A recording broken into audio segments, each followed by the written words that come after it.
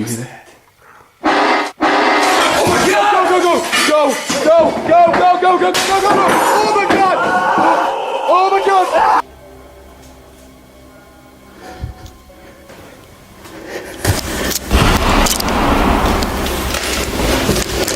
Every abandoned building tells a story. Some are written in broken glass and peeling paint. Others are written in whispers, footsteps, and signs that someone never really left. In this video, we're breaking down some of the most disturbing abandoned building encounters ever caught on camera, captured by explorers who entered these locations believing they were alone until something proved them wrong. If you are someone who scares easily, I advise you to stop watching right now. For everyone else, let's begin with our first encounter.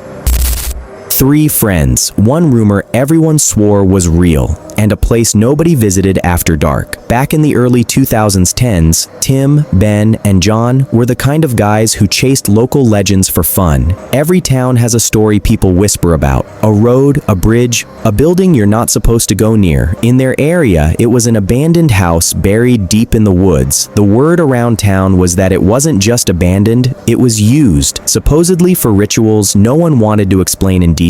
The footage they recorded is old, shot years before they ever uploaded it. The video quality is rough, grainy, barely holding on to the light from their flashlights. But honestly, that only makes it worse. The darkness feels heavier, like the camera was never meant to capture what they walked into. They start the hike joking around, trying to keep things light. The house is supposedly only a short walk in, but the trail stretches longer than expected, twisting deeper into the trees. The woods swallow up the road noise. No houses, no lights, just leaves, branches, and that uncomfortable feeling that you're being watched.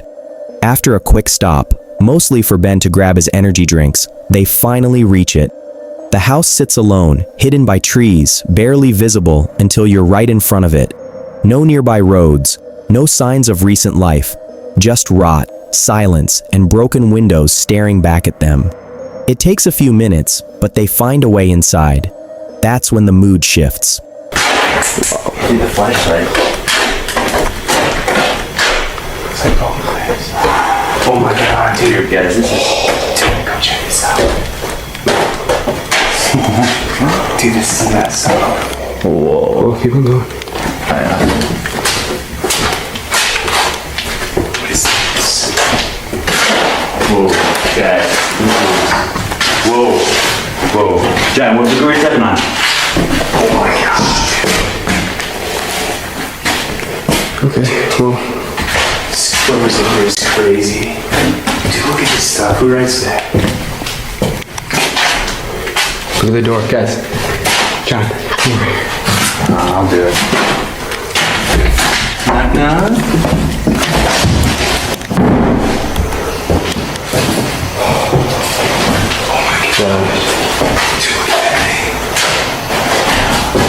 The walls are covered, not with random tags or spray-painted names, but long, violent sentences carved and written everywhere. Messages about knives, about pain, about wanting to hurt someone forever. This isn't careless vandalism. It feels deliberate, personal. They move from room to room, trying not to linger too long on any one wall. In one space, every surface is covered in drawings of eyes, dozens of them, watching from every angle. It's the kind of thing that makes you want to turn around. But curiosity keeps pulling them forward, and then someone suggests the basement. Guys, just be quiet, it's fine. Just...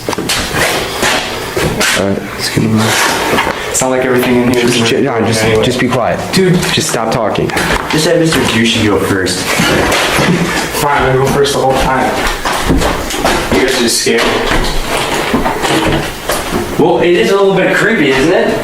Shh, guys, be quiet. Dude, that's nasty.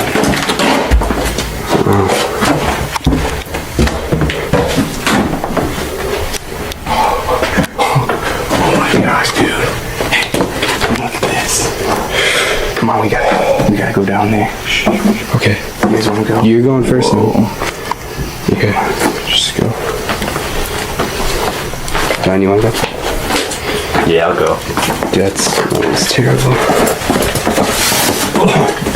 Dude, I can barely see. Oh my gosh. Whoa.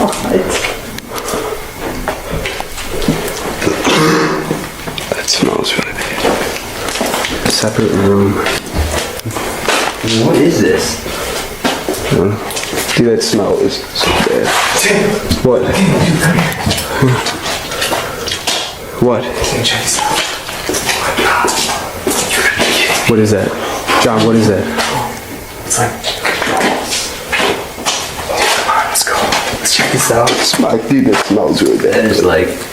Oh.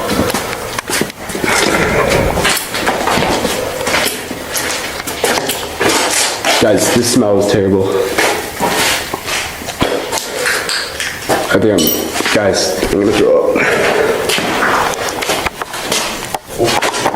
Guys, we need to go. I can puke. Come check this out. I'll hold that one right there too. Whoa. Dude, you okay? I got it. Dude, don't see me, man. It's not... The dog's big, bro. Hey. Yeah, guys, we gotta go, man. We gotta go. Well... Do you hear that? Oh my God! Go! Oh my God! Oh my God! Oh my God. Oh, please help me. Okay, you gotta go.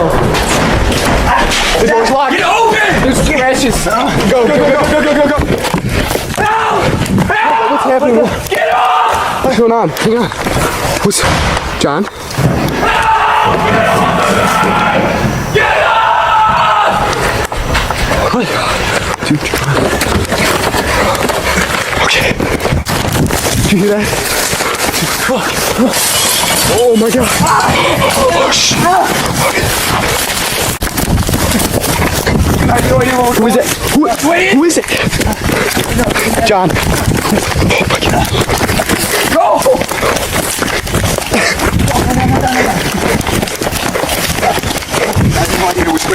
I don't know, where are we? Guys, I'm sorry. It's fine. John. Just go home. John. Go, leave me alone. Dude, shut the camera off! None of them really want to be the first one down. The stairs are steep, barely visible. The air changes instantly, thick, damp, and wrong. As they descend, the smell hits them, not just mold or decay, something sour, heavy, enough to make them gag. The deeper they go, the worse it gets. They find a separate room down there, smaller, darker, and whatever's causing that smell is close, very close. One of them starts retching, saying he's about to throw up. Another tells them they need to leave, now.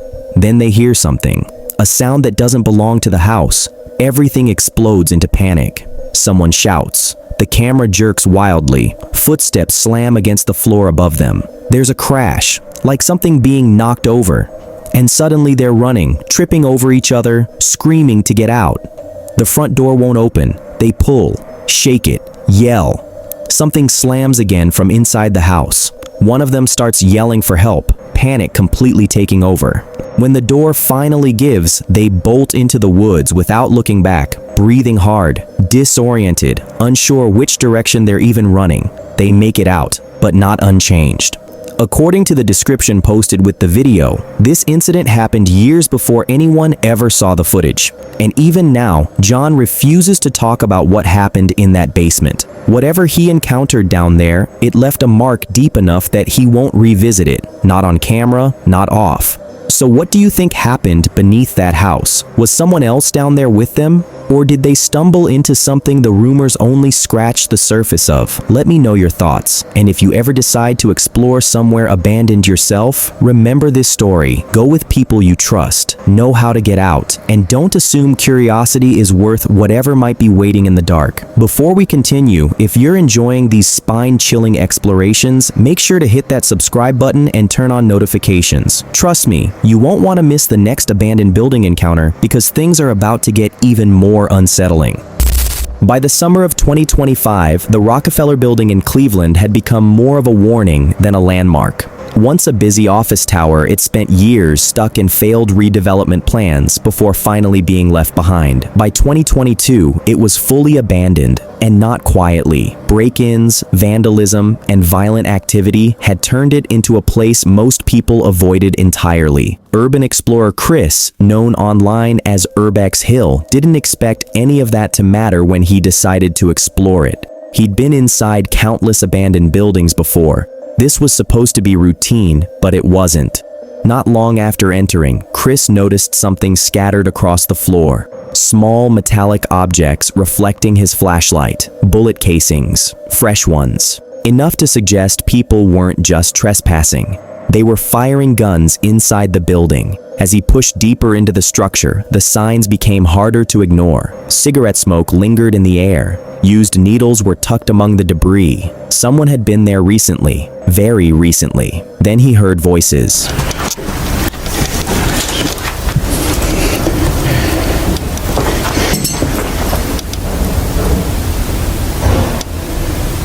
Somebody's here. I heard something.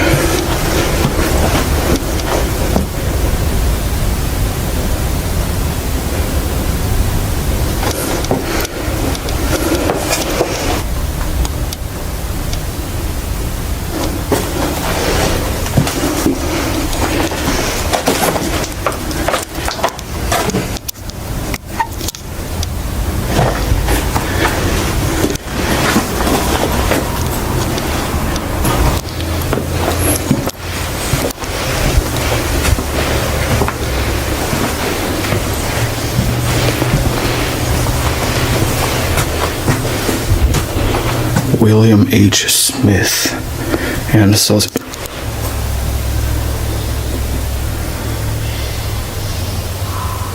Oh shit.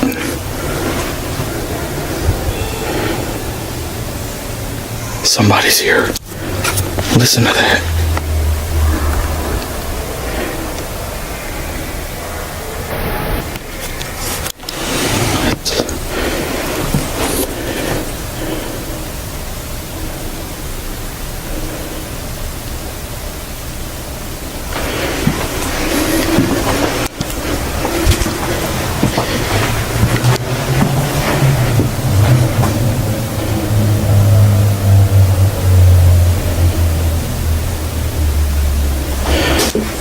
If that was somebody.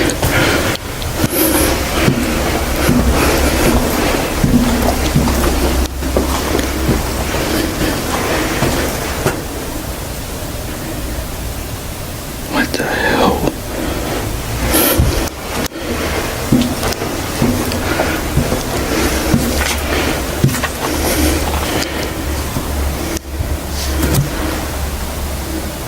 This place is so big, anybody can be here. Also, I don't know what floor that noise came from.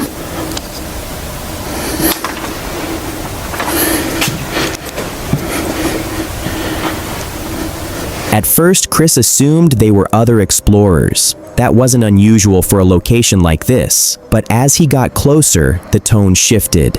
The audio cuts during the encounter, but what followed was unmistakable.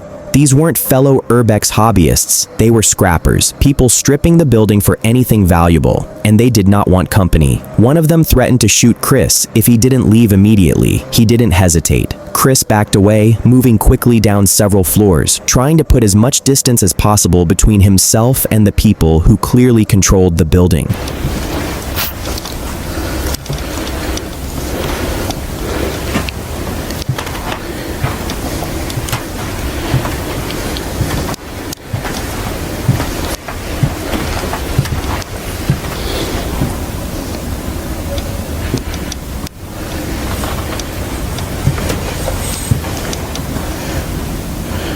Somebody was up here.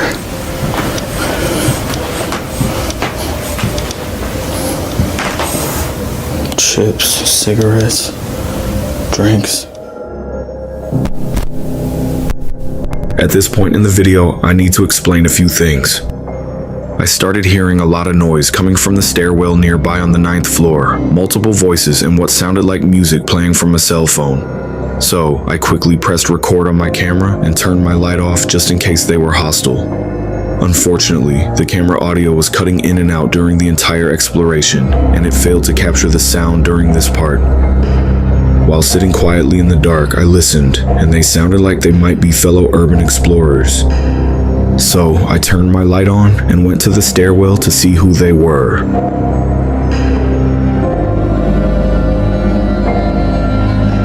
When I got to the door, I unintentionally scared a woman that was with the group, and she screamed and ran up the stairs yelling help. That's when one of the guys racked his gun and shouted, "Who's down there?" I replied that I was just taking pictures of the building. It quickly became clear they weren't explorers, they were scrappers, and they were also using drugs while stripping the place. They began yelling and threatening to shoot me if I didn't leave. I started arguing back at them, saying I have a gun too, and that they needed to relax. After a bit of tense back and forth, I told them I'm leaving soon and I won't bother them. I then left the stairwell and went down the hall to a different stairwell so I could get to the lower section of the building to get away from them.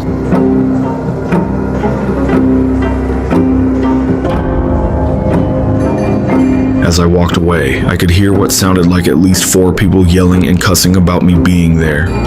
One of them was even talking about me. This whole interaction made me pretty nervous, especially considering the number of bullet holes and shell casings I had already found scattered throughout the building. It was clear that these scrappers come here often, and were mad that I was in there, and it wouldn't surprise me if they fire off rounds to scare off explorers or anyone else who enters the building. Anyways, I just continued to explore the lower levels of the building, hoping they stay in the upper levels.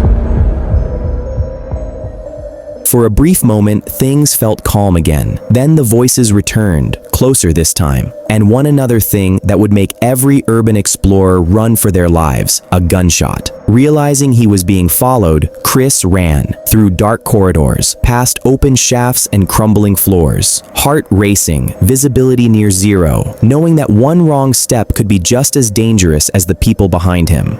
Eventually, he found an exit and escaped the building, shaken but unharmed. That should have been the end of it.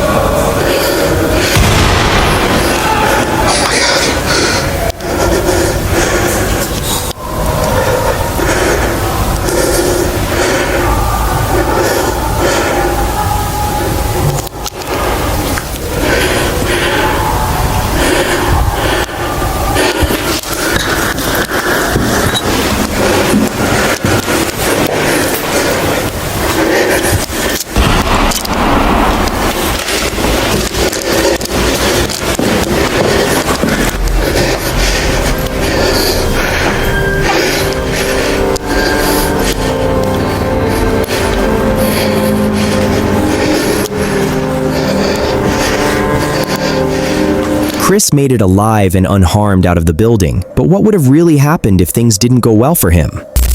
In the summer of 2020, an urban explorer named Dave uploaded a video that would quietly unsettle thousands of viewers. The title promised a haunted mansion from the 1800s, hidden somewhere in rural France. But what made the footage disturbing wasn't the title. It was what happened after he walked inside. Dave wasn't new to abandoned places. His channel was built around exploring forgotten buildings across Europe, documenting them exactly as he found them. No jump scares, no ghost hunting gadgets, just a camera, a respirator, and whatever history was left behind. This mansion, according to local stories, dated back to the late 19th century. It once belonged to a wealthy family who lived there for generations, until one day they were simply gone. No records of relocation, no explanation. The house was never resold, never reclaimed, just left to decay. Over time, rumors filled the silence. Visitors claimed they heard voices in empty rooms, felt eyes on them when no one was there, and watched doors shift on their own. Dave went in anyway. The moment he crossed the threshold, something felt off, not in a dramatic way, but quietly wrong. The furniture was still arranged, chairs pushed in, tables set. Paintings hung carefully on the walls. Personal items sat untouched, as if the owners had stepped out for a moment and never came back. There were no signs of looting, no vandalism, just a house frozen mid-life. For the first 15 minutes, nothing happened. Dave moved slowly, narrating details, admiring stained glass, stepping carefully across weakened floors. The calm almost made the place feel safe. Almost.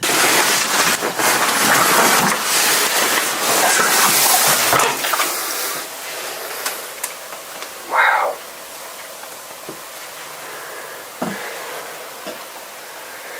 So I'm guessing this is the room they would have stayed. One person.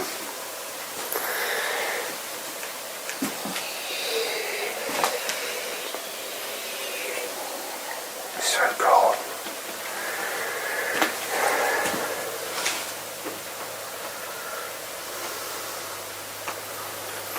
Very, as I said, very religious. So what I'm working at the moment is maybe that him and her lived here. Or maybe the place was passed on maybe from the parents. Oh, look at that. It's very scary seeing the shotgun shell there right next to the fire. So you have to slowly.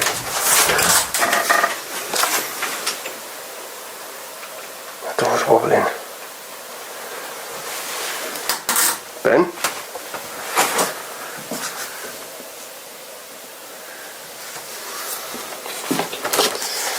It's like somebody just hit the door. And how this room completely sits still. It's like it tells a story. Like the family, I mean, look, the chair, this one chair, I kind of want to move it in, but I kind of feel that's where someone last sat. You know, playing a game of, I believe that's drafts.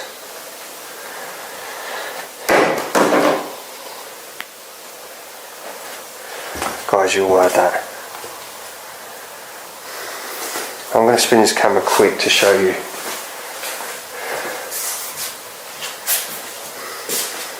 I don't know, it just feels like it's gone like really cold down here as well. No, it's just looking back down the corridor.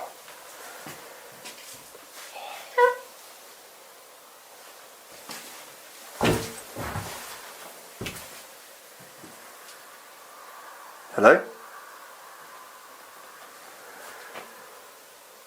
It's not what people say hello for, but I'm getting happy. As he climbed upstairs toward one of the bedrooms, the atmosphere shifted. He mentioned feeling uneasy, like the portraits lining the hallway were following him. Then, behind him, a door creaked. He stopped, turned, called out. No answer. At first, he brushed it off. Old buildings settle. Wind moves through broken structures. It made sense, until the audio picked up something else. As he entered the bedroom, a faint sound slipped through the silence. Soft, brief, almost like a whisper. One word. It sounded like a child. Dave didn't react to it at the time. He kept filming, unaware that the room contained old photographs, images of a young child standing beside a woman preserved in dusty frames. The timing of the whisper, paired with those photos, wouldn't be noticed until much later, by viewers watching with headphones on. As Dave continued exploring the room, more sounds followed. A repeating squeak, subtle but persistent. He froze, listening, and then the whisper came again. Quieter this time, strained, like someone asking for help. Still, Dave didn't acknowledge it. Instead, he stepped into the hallway, trying to find a logical explanation. Nothing had moved. No doors were swinging. No loose boards. Eventually, he convinced himself it was just the house reacting to age and air pressure. He moved on, down into the basement. The temperature dropped immediately. The air felt heavier, colder. Dave commented on the chill, laughing it off, but his voice had changed. The confidence was slipping. He called out into the darkness, half joking, half expecting an answer. That's when the noises came back. The same squeaking sound echoed through the basement, leading him toward a single room. He checked it carefully. Nothing. No movement. No visible cause. Once again, the house gave him no answers. Back upstairs, the tension followed him into the kitchen. The space looked disturbingly normal. A chair slightly pulled back from a table, a board game left mid-play, pieces still in position, as if someone had stood up and never returned. Dave pointed it out, clearly affected by how personal it felt. Then came the bang, loud, sudden, close. Literally just falling off the wall, you can see. Someone keeps banging that door. This woman here. And it's a beautiful picture. Come on, guys.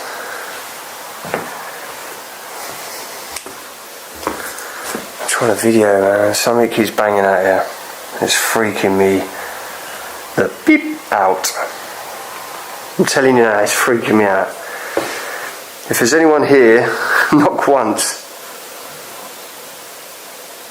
Or do something. I'm not going to hurt you, I've got a camera on you. So if anyone's watching now, I'm not a ghost paranormal channel, but I've definitely, something keeps messing with me in this room. I kept hearing noises upstairs, I wasn't going mad, I kept hearing it.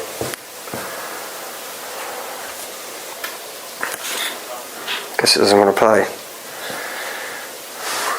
How gorgeous this room is. It's sad, that's a shame as well, that the way the clock's just falling off the wall. The weight that you can feel just how heavy it is by moving it.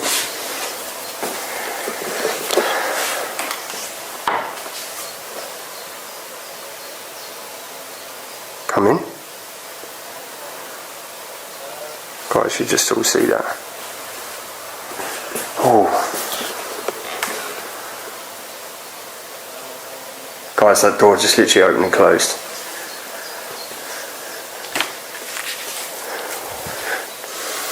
Dave rushed toward the sound, heart racing, but found nothing out of place. No fallen objects, no shifting furniture, and no one else in the house. By now, fear had replaced curiosity. As he moved through another room filled with old portraits, the banging started again, harder this time. Dave's composure cracked. He spoke directly to whatever might be there, asking it to stop. Promising he meant no harm, admitting out loud that something was wrong, and then it happened. While filming a doorway, the door slowly opened, then shut, on its own. Dave immediately checked behind it. No drafts, no broken windows, nothing that could explain the movement. His voice dropped as he said what everyone watching was already thinking. This wasn't normal. Moments later, he ended the exploration and left the mansion. Dave was never injured, nothing followed him out, but the footage remains. Whispers, bangs, and a door that moved without explanation. None of it has been proven paranormal. None of it has been debunked either. Whatever was inside that house may not have wanted to be seen. Or worse, it may have wanted to be noticed. In late 2024, an urban explorer named Colby uploaded a video that stood out from the rest of his channel, not because of paranormal claims, but because of how real the danger felt. Colby's content usually revolves around abandoned places across North America. Factories, malls, forgotten buildings slowly being reclaimed by time. But this location was different. This time, he and a friend decided to enter a long-abandoned high school tucked inside a notoriously rough neighborhood somewhere in the United States. This wasn't just a building with broken windows and peeling paint. The school had a reputation. Locals warned that people still lived inside, squatters, scrappers, and others who didn't take kindly to unexpected visitors. There were stories of explorers being chased out, threatened, even attacked. Knowing all of that, Colby and his friends still went in, but cautiously. The moment they stepped inside, they slowed everything down. Voices low, footsteps careful. Every sound echoed through the empty hallways, making it impossible to tell whether they were truly alone. As they moved through the ground floor, something caught their attention. Dark red stains smeared across parts of the floor. They paused, stared for a second, then brushed it off. Old buildings collect strange marks over time: rust, paint, water damage. They continued on. Upstairs, the same stains appeared again, this time on walls and even along the ceiling. It was harder to ignore now, but they still didn't stop. They told themselves it was nothing. Old school, old mess. Then they heard something. We're gonna play a game. If the elevator works, we have to ride it. Oh.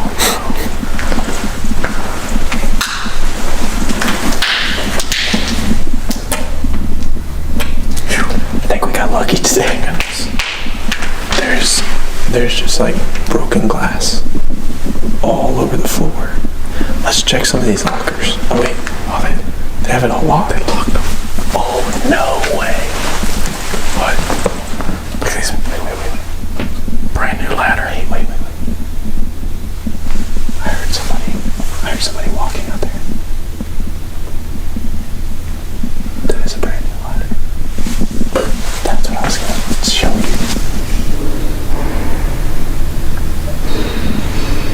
There's definitely somebody in here.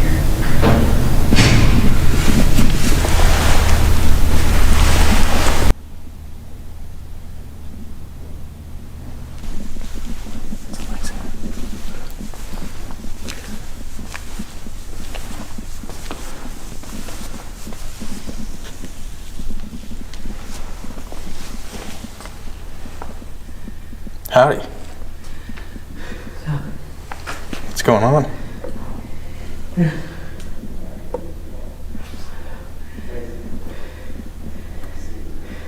Honey.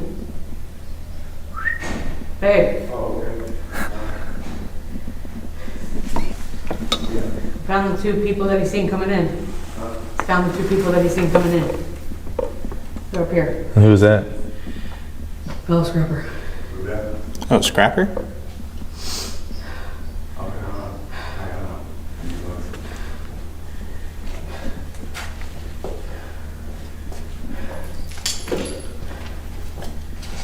We're not scrapping anything. We're just kind of looking around. Here's what? We're just looking around. Exploring. Yeah, explode. Yeah. Yeah. Yeah, we're not scrapping. Yeah. What? Yeah, tell me. Oh, hello? Yeah, yeah. Oh, did they? Yeah. They've been parked and making loops. Oh, really? They just left. Yeah. Oh, really? They were sitting out there where you can make a left into that building over there. Yeah. Yeah. Yes, they did. Yeah. Highway. All right. Well, y'all be safe. All right. Appreciate you. A noise above them. Subtle but deliberate, both of them froze. In buildings like this, sound travels in unpredictable ways, but this didn't feel random. It felt like movement, like footsteps, slow, careful. Listening back, they whispered to each other, admitting the same fear. Someone could be watching them from the stairs above, waiting for the right moment to make themselves known. Another sound echoed through the hallway. This time, they followed it. As they moved, they noticed warning signs posted along the walls, asbestos hazard notices, faded but still legible. That alone was enough to make them rethink staying on that level. Breathing contaminated air wasn't worth the risk, especially if someone else was inside the building. They dropped down to a lower floor instead. For a while, everything went quiet. They searched classrooms, offices, storage rooms, and nothing seemed disturbed. No voices, no footsteps, no movement. The silence almost convinced them they'd imagined the earlier noises. Almost 10 minutes passed, then they opened another door. The smell hit first, stale, damp, unmistakably lived in. Inside the room, they noticed something that didn't belong. A newer ladder, equipment that clearly hadn't been abandoned decades ago. And then they heard it again, footsteps, closer this time. Colby's friend whispered that someone was definitely walking nearby. Not above them, not far away, but on the same level. That realization changed everything. If the sounds had moved from floor to floor, whoever was inside wasn't stationary. They were tracking them. The two explorers stood still, eyes locked on the hallway, waiting for whoever it was to show themselves. And then voices broke the silence. Two individuals stepped into view, flashlights raised, clearly aware of Colby and his friend. One of them called out to the other, saying they'd found the people who had entered the building. The tension was immediate. The men explained who they were: scrappers, people who enter abandoned buildings to strip valuable materials and sell them. It's a dangerous world, and territory matters. Outsiders aren't usually welcomed, especially when money is involved. Colby quickly explained they weren't there to take anything, just exploring, just filming. For a few long seconds, no one spoke. Then the mood shifted. The scrappers relaxed slightly, mentioning police activity in the area and warning them to be careful. The conversation stayed cautious, but it never crossed into hostility. Eventually, both groups agreed to go their separate ways. No shouting, no threats, no violence. Just a quiet understanding that this place wasn't empty and never really had been. I still haven't seen like the cafeteria or the gym. That's true. Yeah, that's. You're going that way? Yeah, I think so. Because we'll need to go down the stairs. Well, I guess we'll go into the principal's office first. The layout of this school is kind of confusing. Very strange, yeah. What is this area?